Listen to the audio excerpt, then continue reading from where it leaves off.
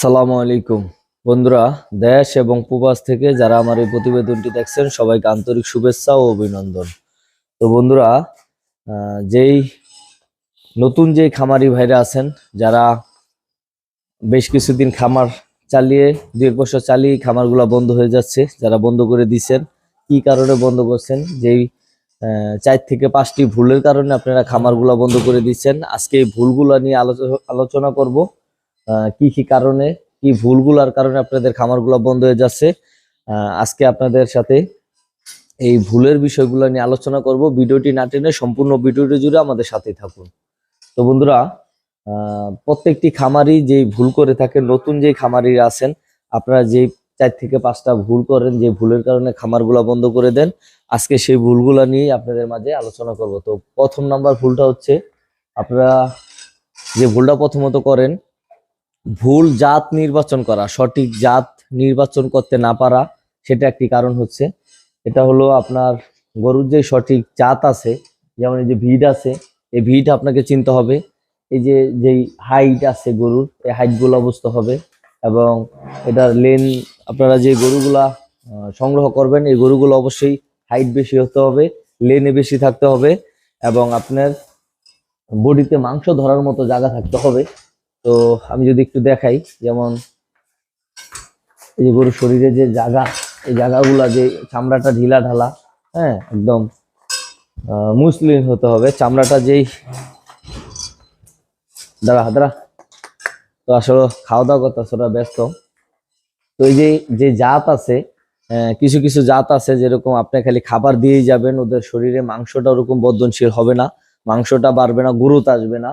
আবার কিছু কিছু গরু আছে অল্প খাবার দিবেন, অনেক বেশি গ্রোথ আসবে এবং হাইটে বাড়বে, লেনে বাড়বে, সব দিকে আসবে।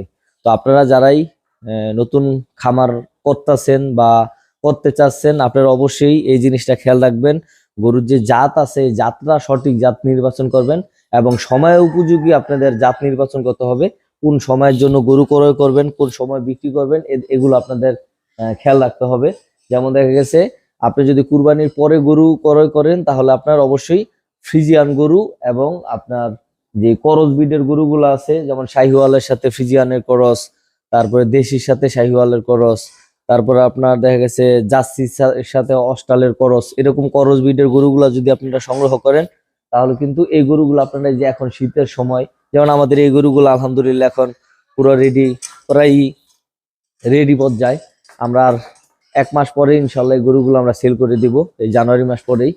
তো বন্ধুরা, এই ধরনের গরুগুলো আপনারা, যেই মাংসের উপযোগী যেই গরু বুঝাই আপনাদের, এই গরুগুলা কিন্তু আপনারা সংগ্রহ করলে এই শীতের সময় বিক্রি করে দিয়ে, তারপরে আবার আপনারা যেটা করবেন, যেমন আমরা এই জানুয়ারি মাস পরে এই গরুগুলা ইনশাল্লাহ সেল করে দিয়ে আমরা কিন্তু কুরবানির দিকে চলে যাব, ইনশাল্লাহ কুরবানির গরু সংগ্রহ করব।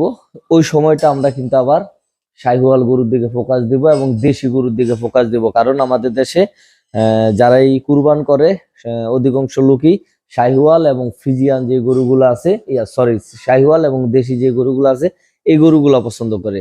তো বন্ধুরা, এই জাতটা কিন্তু আপনার সঠিক নির্বাচন করতে হবে, জাত।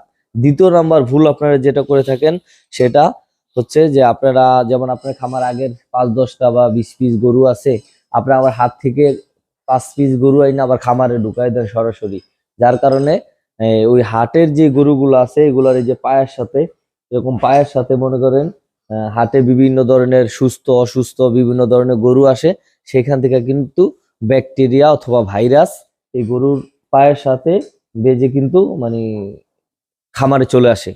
তো আপনি এই গরুগুলা যখন আপনারা হাট থেকে ক্রয় করবেন, সেই গরুগুলা সরাসরি মূল শেডে আনবেন না। আপনারা অবশ্যই খামার করার আগে একটি কোয়ারেন্টাইন শেড দরকার প্রত্যেকটি খামারির। যে ভুলের কারণে আমি অনেকটাই লস গুনছিলাম বিগত দিনগুলোতে। তো বন্ধুরা, অবশ্যই খামার করার আগে ছোট্ট পরিসরে হলো আপনার একটি কোয়ারেন্টাইন শেড প্রয়োজন, এবং খামার থেকে মিনিমাম মোটামুটি ভালো একটা দূরত্ব বজায় রাখবেন, যেন ওই জায়গা থেকে কোনো ধরনের হাওয়া বাতাস যেন আপনার কোয়ারেন্টাইন শেডে থেকে যেন মূল শেডে না আসে। এটা কারণ হচ্ছে, এটা কিন্তু একটা বাতাসের সাথে ভাইরাস ছড়ায়। একটা গরু যদি কোনো ধরনের ভাইরাস অ্যাটাক করে, তাহলে কিন্তু আপনার খামারে যতগুলো গরু আছে সব গরুগুলো ভাইরাসে আক্রান্ত হয়ে যাবে। তবে এই দ্বিতীয় নাম্বার ভুলটি হচ্ছে, যেটি বললাম, যে অবশ্যই কোয়ারেন্টাইন করবেন। হাট থেকে গরু আনলে খামারের পুরন গরুর সাথে অ্যাডজাস্ট করবেন না। আগে 14 দিন, মিনিমাম 14 দিন কোয়ারেন্টাইন করবেন, সেখান থেকে ভ্যাকসিনেশন করা, তারপর মূল শেডে নিয়ে আসবেন। তৃতীয় নাম্বার যে ভুলটা আপনারা করে থাকেন, সেই ভুলটা হচ্ছে গরুকে ঠিকভাবে কৃমিনাশক না করানো। অনেকেই গরু কিনে আনেন, খাবার দেন, ভাবেন যে গরু কিনে আনছি, খাবার দিলে গরু মোটা তাজা হবে। না ভাই, কখনো না। আপনি যদি গরুরে সঠিক সময় যদি কৃমিনাশক না করান, তারপর যদি গরুরে ডাইমোনো খাওয়ান, গরুর স্বাস্থ্য হবে না। এটা কারণ হচ্ছে গরু যা খাবে ওর পেটের ভিতরে বিভিন্ন ধরনের গোল কৃমি, ফিতা কৃমি, এরকম বিভিন্ন ধরনের কৃমি থাকে। হ্যাঁ, এই কৃমি গুলাই গরুগুলাকে কিন্তু ওরকম ভাবে গরু আসতে দেয় না, বাধাগ্রস্ত হয়। তো এই কৃমিনাশকটা আপনারা 3 থেকে 3.5 মাসের ভিতরে করে রাখবেন। প্রতি 3 থেকে 3.5 মাসের ভিতরে কৃমিনাশক করে রাখবেন। যেমন প্রথমত আপনারা বুলাস দিতে পারেন, যে ট্যাবলেট আছে। এই ট্যাবলেটটা আপনারা প্রতি 70 কেজি ওয়েটের জন্য, লাইভ ওয়েটের জন্য 1 পিস বুলাস দিতে পারেন। এলটিভেট আছে, তারপরে রেনাটার আছে, বিভিন্ন কোম্পানির আছে, আপনাদের যেটা ভালো লাগে। আমরা যেটা দিয়ে থাকি সেটা হচ্ছে এলটিভেট। তার 15 দিন পরে বা 1 সপ্তাহ পরে আপনি কিন্তু কৃমির যে ইনজেকশনটা আছে সেই ইনজেকশনটা করাইতে পারেন। যেমন এমেকটন প্লাস আছে, বিভিন্ন কোম্পানির আছে, এটা কিন্তু আপনারা দিতে পারেন।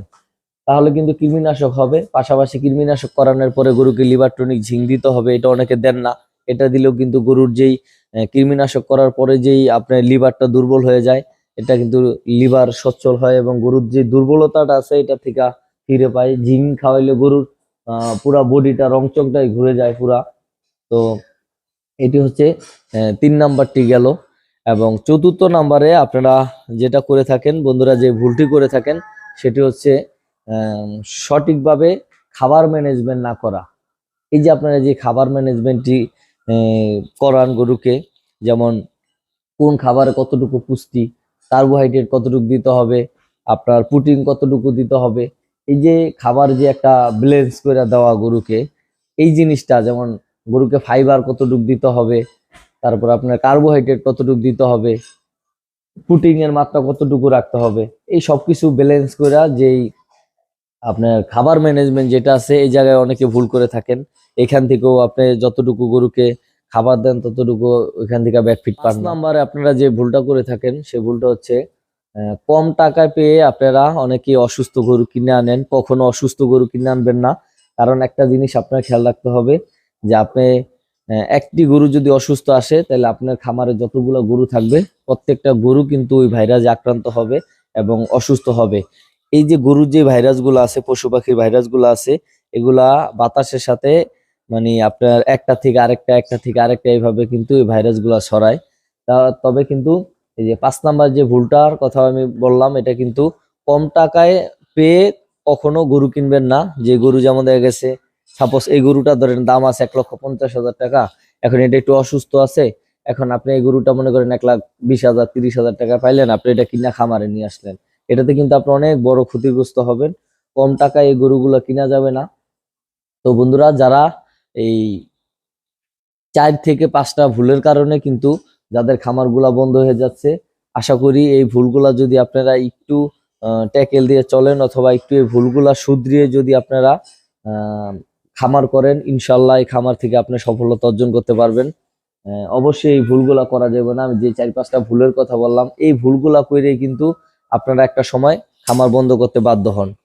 কারণ দেখা গেছে এই যে যে ভুলগুলা করেন, আরেকটি ভুল আছে, যেটা হচ্ছে আপনারা টাইম মতো ভ্যাকসিনেশন করাইতে চান না বন্ধুরা। 6 নাম্বার যে ভুলটি আমি পাইলাম, যেটা অনেকেই মানে অলসতা করেন ভ্যাকসিন করানোর ক্ষেত্রে। দেখেন, অনেকেই বলেন যে ভাই ভ্যাকসিন করে কি লাভ, ভ্যাকসিন করলে তো গরুর এফএমডি তে আক্রান্ত হয়, ভ্যাকসিন করলে গরুর লাম্বি এলএসডি স্কিন ডিজিজ যে ভাইরাস আছে এটায় আক্রান্ত হয় গরু। দেখেন, ভ্যাকসিন করে অনেক উপকার আছে ভাই। এটা যারা ভ্যাকসিন নিয়মিত গরুকে করান তারা জানেন যে ভ্যাকসিনে কি ফায়দা পাওয়া যায়। এটা কিন্তু একটি বড় ধরনের সমস্যা। যারা এই যে গরু লালন পালন করেন, আপনারা ভ্যাকসিন করান না। এই ভ্যাকসিনের ক্ষেত্রে কেউ অলসতা করেন না, অবহেলা করেন না। এই ভ্যাকসিনটা যদি না করানো থাকে, তাহলে কিন্তু আপনি বড় ধরনের ক্ষতিগ্রস্ত হবেন। আপনি যখন ভ্যাকসিন করানো থাকবে না তখন কিন্তু আপনার যদি খামারে কোনো ধরনের ভাইরাস অ্যাটাক দেয় তাহলে দেখবেন খুব দ্রুতই আপনি অনেক বড় ধরনের ক্ষতিগ্রস্ত হইতেছেন। মেডিসিন কস্ট অনেক বেড়ে যাবে এবং আপনার গরুর কিন্তু যে গরুটা ধরেন সাপোজ এই গরুটা যদি 5 মণ ওয়েট থাকে, এখন আল্লাহ না করুক এটা যদি একটা ভাইরাস আক্রান্ত হয়, এই গরুটা কিন্তু মানে 1 সপ্তাহ বা 10 দিন যে খাবে না ঠিক মতো, এই গরুটা মনে করেন মাংস চলে আসবে 3.5 মণ 4.5 মণ মাংসতে। তাহলে কিন্তু আপনি 30,000 টাকা কিন্তু এদিক দিয়ে এক এক গরুতে মাংসের দিক দিয়ে লস করতেছেন। তো প্রত্যেকটা গরুতে যদি মনে করেন যে আপনার 20 কেজি 30 কেজি বা 1 মণ পর্যন্ত যদি মাংস কমে যায়, তাহলে কিন্তু আপনি 20,000 30,000 টাকা পর্যন্ত এদিক দিয়ে লস করবেন। তো আপনার খামারে যদি 20 পিস গরু থাকে, আপনি কিন্তু মানে একটা লং যে একটা অ্যামাউন্ট আছে, একটা মানে বড় অ্যামাউন্টে আপনি লসের সম্মুখীন হবেন। আর যদি ভ্যাকসিন করা থাকে, আপনার গরুটা যদিও মনে করেন যে আপনার এই কোনো ধরনের ভাইরাস আক্রান্ত হয়, এগুলোটা কিন্তু খুব দ্রুত ইমপ্রুভ করবে বন্ধুরা, খুব দ্রুত রিকভারি হবে।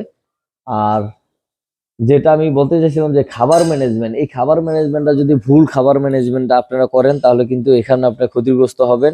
আপনার টাকা যেতে থাকবে, গরু আপনার ঠিক মতো প্রোটিন পাবে না, কার্বোহাইড্রেট পাবে না।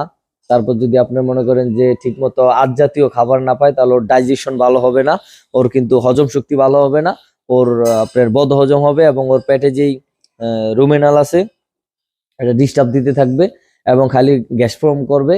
আর গরু মনে করেন অ্যাক্সিডেন্ট পর্যন্ত হতে পারে, মানে গরু আপনি একটা ক্ষতিগ্রস্ত হবেন এক কথা বলতে।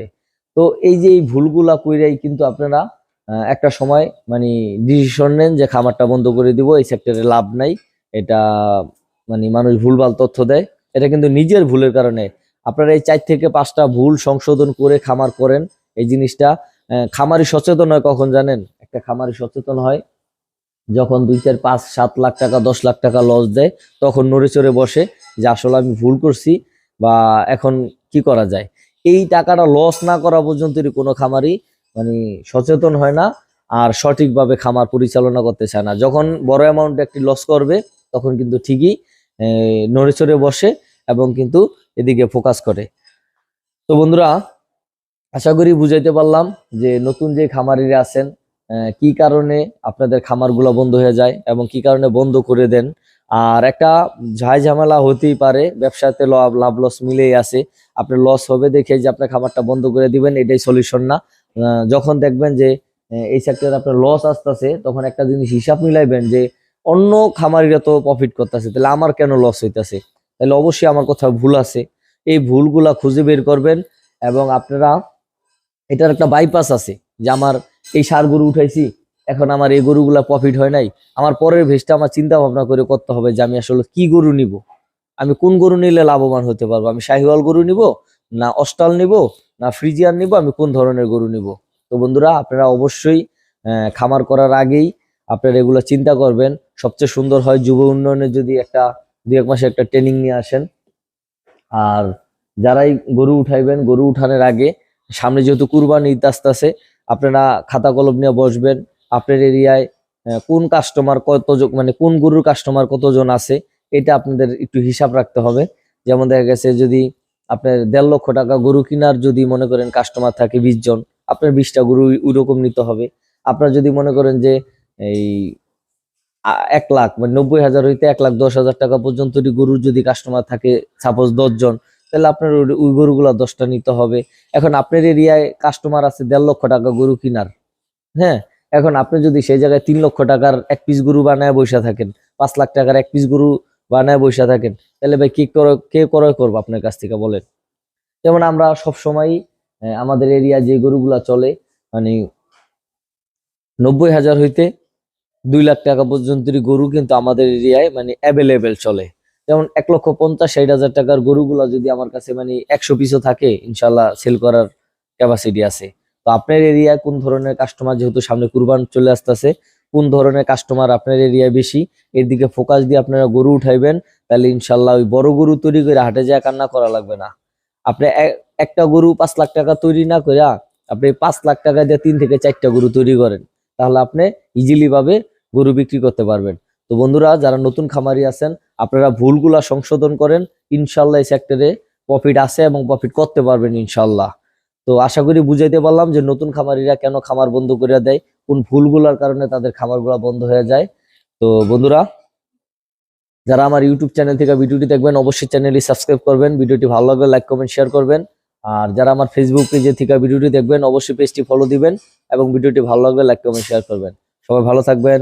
আল্লাহ হাফেজ। আসসালামু আলাইকুম।